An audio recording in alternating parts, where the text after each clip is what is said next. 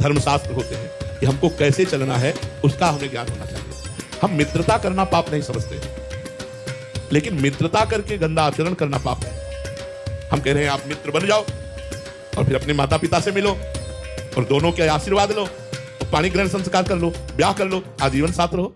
जब तक पाणी ग्रहण ना हो, जब तक कानूनी तुम उसकी पत्नी न बन जाओ, पति पत्नी का संबंध ना हो जाए, तब तक बच्चों को बहुत सावधान रहना चाहिए। और आज ये गर्लफ्रेंड बॉयफ्रेंड जो चला है, ये बहुत ही बच्चों के लिए हानिकारक है।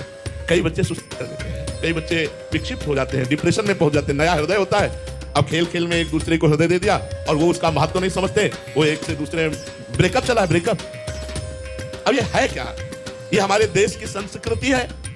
नहीं भाई, हमारे शास्त्र आज्ञा करते हैं ये अपराध है, ये पाप है, इसे नहीं करना चाहिए।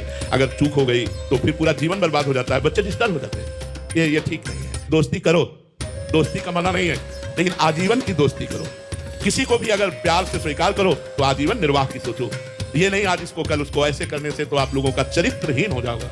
देखो, एक अंग्रेजी में हमको सूत्र मिला था, उसका हिंदी में अर्थ था पैसा गया कुछ नहीं गया, money is lost nothing is lost. स्वास्थ्य गया तो कुछ गया, health is lost something is lost. और अगर चरित्र गया तो सब कुछ गया, character is lost everything is lost. आज उल्टा है, उल्टा।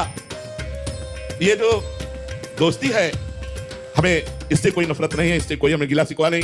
पवित्र दोस्ती रखो। दोस्त वही जो अपने दोस्त को आगे बढ़ावे, दोस्त को नीचे गिरा दे, दोस्त की भावनाओं को रौंद दे, दोस्त को कूड़ा करकट कर दे, ऐसा नहीं। ये दोस्ती भी क्या जो निर्वाह न कर पावे, वो दोस्ती क्या। और आजकल ऐसे दोस्त मिलना मुश्किल है जो निर्वाह करे। है, ऐसा नहीं हम कहते कि नहीं है, लेकिन वही दोस्ती अच्छी है जो आजीवन निर्वाह हो। ये इधर उधर की बातें, अब इस विषय में हम क्या बोल सकते हैं, क्योंकि ये ना पहले था, ना इस विषय का कोई प्रसंग पहले था। आज के 40 वर्ष पहले गर्लफ्रेंड बॉयफ्रेंड था ही नहीं। स्कूलों में बच्चे बच्चियां सब ऐसे खेल कूद के पढ़ते थे, कहीं गंदी बातें थी ही नहीं।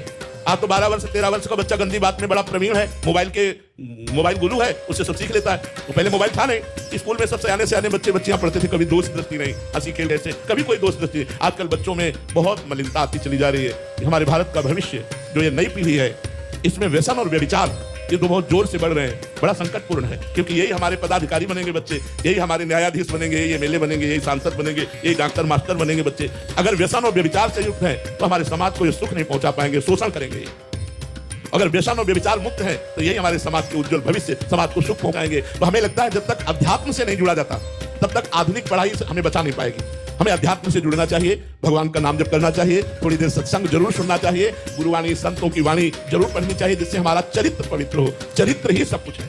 हमारे देश में चरित्र की पूजा होती है। इसलिए अब इसके विषय में आप सुधरना चाहे तो सुधर सकते हैं, बकाया दूसरी कोई दवा नहीं है, इसकी कोई औषधि नहीं है। आप सुधरना चाहे तो सुधर सकते हैं, प्रार्थना है सुधर जाओ, नहीं तो आप ही परेशान हो जाओगे, आप ही डिस्टर्ब हो जाओगे। कोई प्यार नहीं करता, प्यार करने वाले कोई बिरला लोग होते हैं। प्यार का नाटक करके वो अलग बातें हैं, लेकिन प्यार करने वाला कोई बिरला होता है। अब आपने दिल दे दिया, हृदय समर्पित कर दिया, कुछ दिन साथ रहे, अब वो दूसरे, फिर अब हालत क्या उसकी होगी। ऐसी स्थिति में बाहर कैसे निकला जाए महाराज? भगवान का आश्रय लेकर, बिना भगवान के आश्रय से नहीं। भगवान का आश्रय लो, सब बचा देंगे, वो सब ठीक कर देंगे, वो आपको अच्छा दोस्त मिला देंगे। आप चिंता मत करो, उनकी सृष्टि में कमी नहीं है। आप उनसे प्रार्थना करो, हे भगवान मुझे मेरे अनुरूप दोस्त दो, तो दोस्त दे देंगे। देखो, करदम जी ने भगवान से तपस्या करके प्रार्थना की, मेरे अनुरूप पत्नी दो, तो आदि सम्राट महाराज मनु की पुत्री देहूति भगवान ने ब्याह करवाया, जिससे कपिल भगवान का प्रादुर्भाव